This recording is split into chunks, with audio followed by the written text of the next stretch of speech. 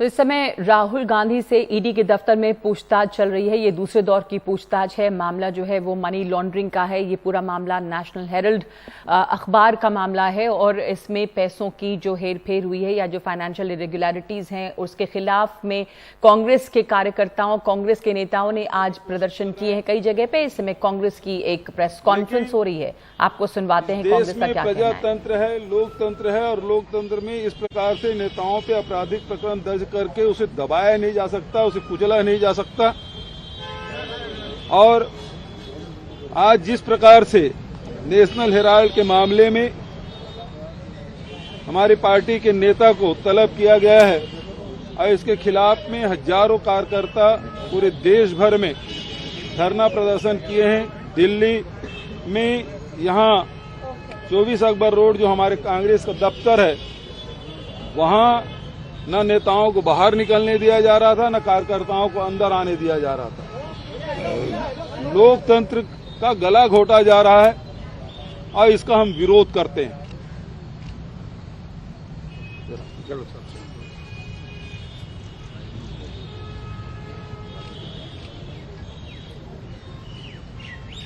बघेल साहब ने ठीक कहा। नेशनल हेराल्ड अखबार 1937 के अंदर इसकी स्थापना हुई और तब से ही कांग्रेस पार्टी इसको इमदाद करते आई है।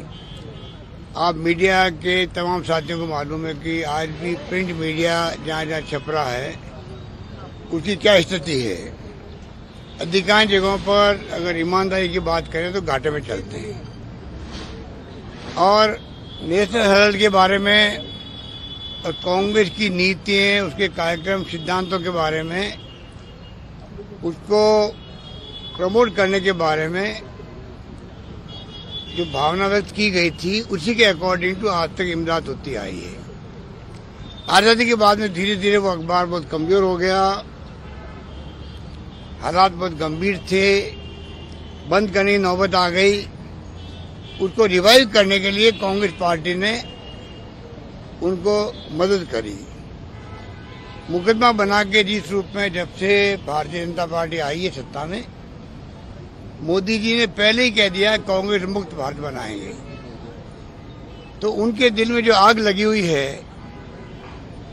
70 साल में आज आधुनिक भारत बना है तो कांग्रेस की देन है। आज़ादी के पहले, आज़ादी के बाद में जो त्याग, बलिदान, कुर्बानी हुई तो कांग्रेस नेताओं ने करी है। ये नहीं भूलना चाहिए मोदी जी को भी। उन्होंने कभी याद नहीं किया इंदिरा गांधी की शहादत को, जिन्होंने खालिस्तान नहीं बनने दिया, देश को एक रखा, अखंड रखा। वो खुद शहीद हो गए। राजीव गांधी शहीद हो गए। सरदार बेन सिंह जी थे, नेस्त नाबूद कर दिया आतंकवाद को, वो भी शहीद हो गए। ये सत्ता में बैठे हुए लोगों को इतना गरूर है, घमंड है, अहम है, इनको जनता की परवाह नहीं है। धर्म के नाम पर लोगों को भड़काने का काम करते हैं, उस पर जरूर कामयाब हुए हैं। उसकी एक सीमा होती है। और तमाम जो महंगाई हो, बेरोजगारी हो, आग लग रही है पूरे मुल्क के अंदर, दंगे हो रहे हैं, झगड़े हो रहे हैं, तनाव हो रहा है, उसकी चिंता नहीं है। राहुल गांधी जी ने कहा, सोनिया जी कह रही, लगातार विपक्ष कह रहा है, प्रधानमंत्री जी को अपील करनी चाहिए, पूरे मुल्क से संदेश देना चाहिए कि आप शांति, भाईचारा, सद्भाव बनाए रखें और हिंसा को हम बर्दाश्त नहीं करेंगे। वो कहते हुए भी संकोच है मोदी जी को और अमित शाह जी को। और उसके बदले में आप ईडी के छापे डलवा रहे हो पूरे देश के अंदर, इनकम टैक्स के छापे डलवा रहे हो, सीबीआई को एक्टिव कर रहे हो। पूरे मुल्क में आतंक मचा रखा है इस गवर्नमेंट ने। कई अधिकारी कहते हैं हम लोगों को कि साहब हम क्या, हमारी मजबूरी है, कुछ मिला नहीं है। यहाँ पर छापों के अंदर रेड हमने करी, अचानक आदेश है करनी पड़ी हमें, जबकि उसकी तैयारी की जाती है, लंबी तैयारी होती है, असेसमेंट होता है, कहाँ पर रेड होनी है, क्यों होनी है, क्या संभावना है, उसकी वजह सीधा रेड होने लग जाती है। इस प्रकार के हालात में ये मुल्क चल रहा है। बहुत ही चिंतित है पूरे देश का, चाहे व्यापारी हो, उद्यमी हो, बोल नहीं रहे क्योंकि उनके यहाँ इनकम टैक्स का छापा पड़ जावे।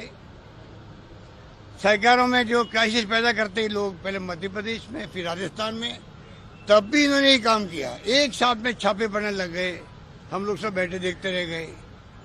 ईडी का छापा पड़ गया हमारे खुद के परिवार के घरों में। एक मजाक बना रखी है देश को और पूरा मुल्क देख रहा है। कांग्रेस के राज में हमेशा हमारे लीडरशिप देखती थी कि इशू बन गया मीडिया के अंदर, लोग क्या कहेंगे, और मुख्यमंत्री के इस्तीफे, रेल मंत्री का इस्तीफा और तो और लॉ मिनिस्टर का इस्तीफा हो जाता था। इनके लिए चाहे लोग कुछ भी कहें, परवाह नहीं इनको। तो अगर हिंदू के नाम से हमें चुनाव जीतना है, हम क्यों परवाह करें। ये हालात जैसे बन गए हैं। आज मैंने रिक्वेस्ट करी ईडी के डायरेक्टर को, सीबीआई के डायरेक्टर को और इनकम टैक्स के सीबीडीटी के चेयरमैन को, मैं आपसे मिलना चाहता हूं और मैं मेरी भावना व्यक्त करना चाहता हूं कि पूरे मुल्क के लोगों की भावना क्या है। तीनों हमारी प्रीमियर एजेंसी हैं देश की, मानी हुई। अगर वो कमजोर होती है तो आप सोच सकते हो कि क्या परिणाम निकलेंगे उसके।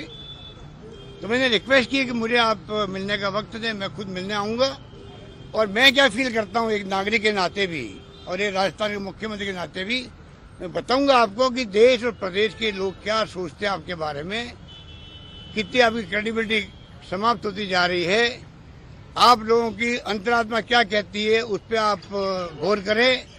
और देश हित के अंदर अगर आपको दबाव देके, जो आपके ऊपर दबाव बना करके जो रेड करवाई जा रही है लोगों के यहाँ पर, उसके ऊपर विचार करें। ये मेरी मंशा थी।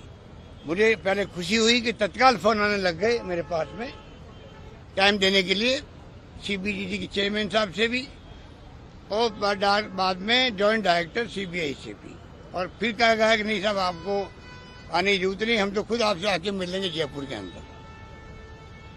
तो आप सोच सकते हैं इन हालातों में मुल्क चल रहा है।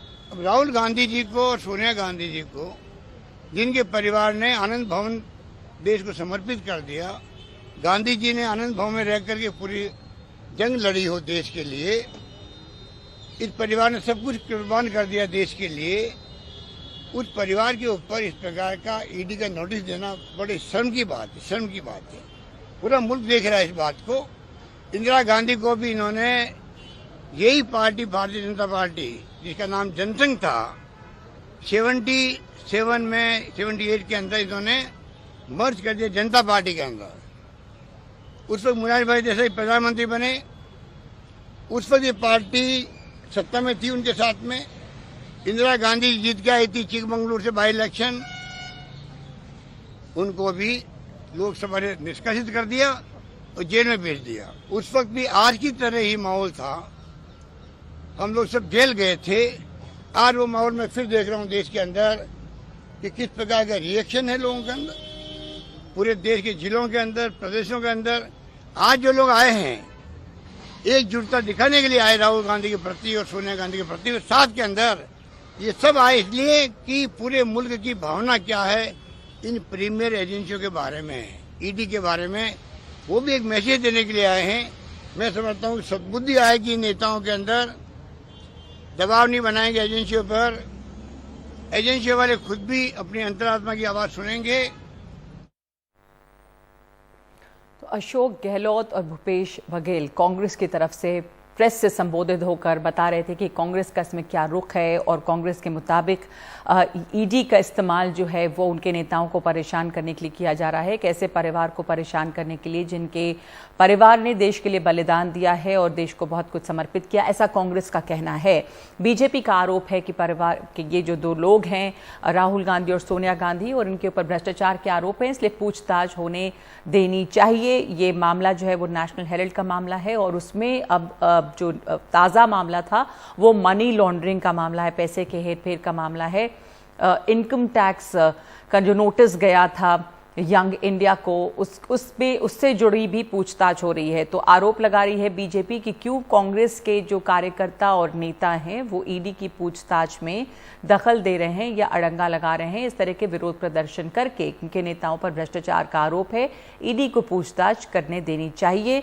और इस बीच में ईडी के दफ्तर में राहुल गांधी से जो पूछताछ है वो चल रही है।